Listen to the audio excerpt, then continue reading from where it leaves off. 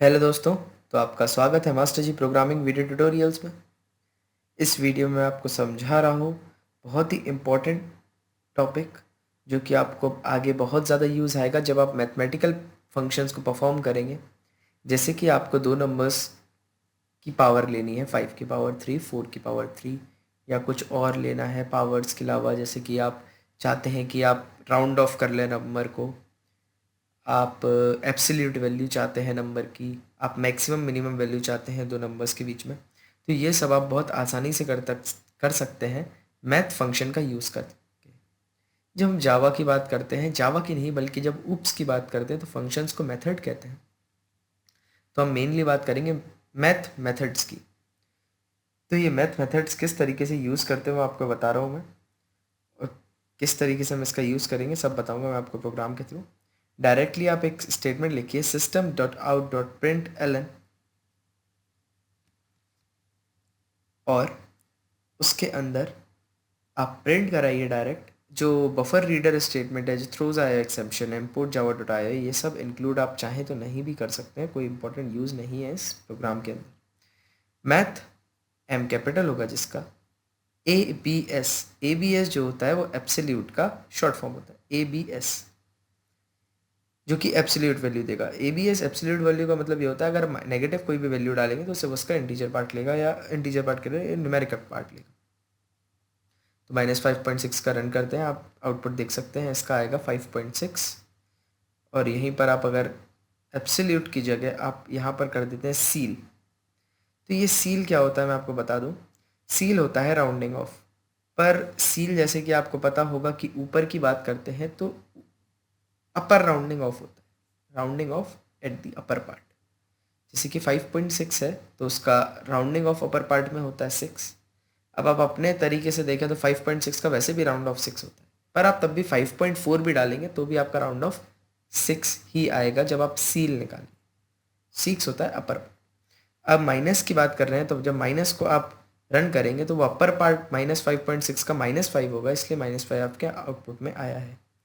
और यहीं पे मैं उसे पॉजिटिव कर दूंगा -5.6 को, तब इसको रन करेंगे तब आएगा 6। तो आप देख सकते हैं ये अपर पार्ट। और सील की जगह इसका अपोजिट होता है फ्लोर। फ्लोर यानी कि नेगेटिव यानी डाउन। तो -5.6 का 5 आएगा। और सील के बाद फिर हम बात कर फ्लोर के बाद फिर हम बात करते हैं आपकी पावर की। पावर किस तरीके से दो नंबर्स की ली जा सकती है। अब मान लीजिए आपको पावर लेनी है 5 की, 5 की पावर 2।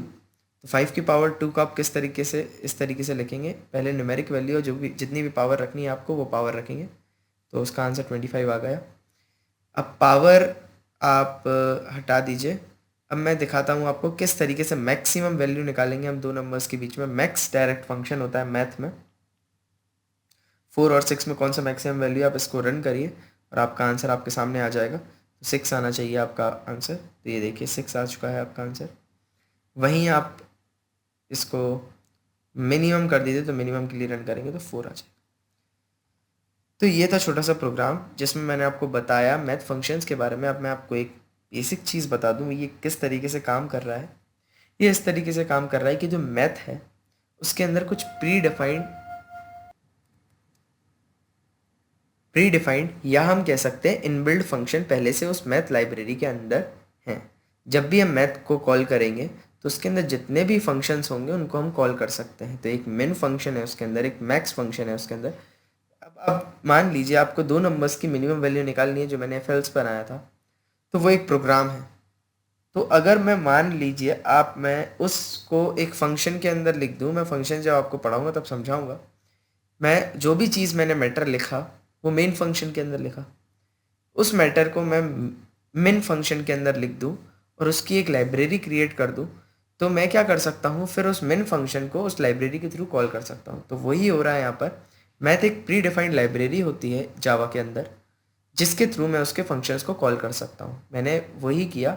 मैथ एक लाइब्रेरी है, उसके अंदर से मैंने main function, max function, power function और स्क्वायर रूट फंक्शन को भी कॉल कर सकते हैं। हम SQRT यूज़ करते हैं स्क्वायर रूट के लिए, आप ट्राई कर सकते हैं उसको।